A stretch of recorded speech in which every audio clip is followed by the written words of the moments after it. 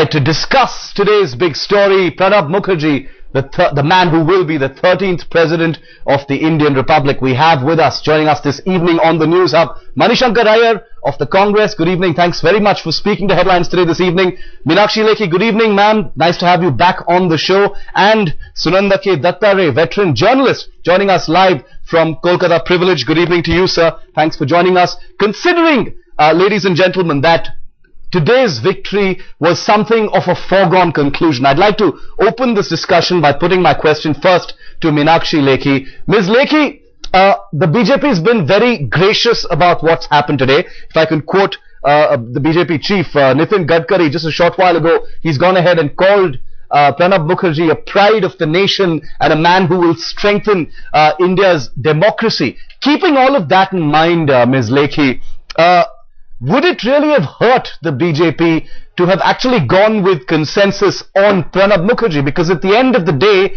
the parties just ended up looking defeated. Gracious, but defeated. Allies have gone against you. Okay, can Ms. Lekhi hear me? Ms. Lekhi, can you hear me? Okay, there's a bit of an audio problem here. I'll open the house with Manishankar Iyer first. Mr. Iyer, a question that a lot of people have been asking, and we've been talking to viewers, to experts right through the day today. It's a positive, happy, healthy day for the UPA, for the Congress today. You know, a man with the sort of political experience of Pranab Mukherjee is now rounding off an illustrious political career as president. What about the Congress itself, Mr. Iyer? A lot of speculation about how Pranab Mukherjee leads a large void in the Congress, a void that it's going to be very difficult to fill, and this is a man who did things that the Congress would probably need at this stage.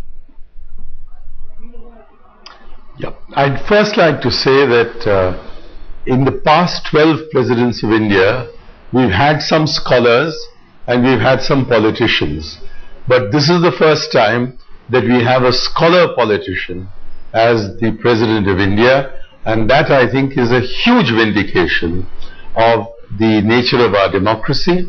Equally, his origins lie in an extraordinarily humble village in a very backward part of our country. Yes. And to have risen from fording a river in order to go to school, to Rashtrapati Bhavan, is the proof that we don't need to look at America to find the example of an Abraham Lincoln who went from a log cabin to the White House. We have in Pranab Mukherjee our own Abraham Lincoln.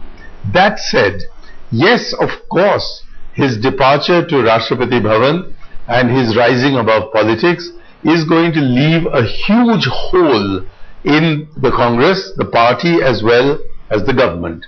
But these holes have been created several times over the last 125 years, and the Congress has always been able to rise to the occasion and fill these vacuums. So I would say that the Congress-like nature abhors a vacuum, and therefore, either collectively or individually, others will take Pranab Mukherjee's place. He is invaluable to the party, but not indispensable. Okay, Sunanda K. Dattare, your response to that? He leaves a huge vacuum in the party, but he isn't indispensable. Your take, what do you think? Well, in politics, no one is indispensable, not even my old friend Manishankar Iyer. He goes, someone else comes in.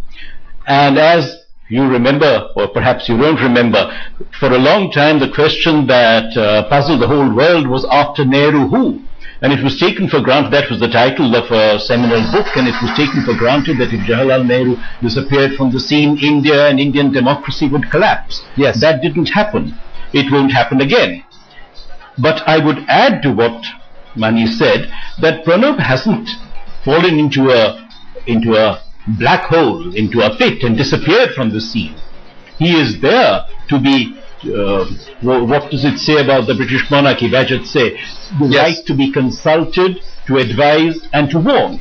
And in his capacity as president, he mustn't be partisan, but his good offices are always available to the Prime Minister to help him out of difficulties.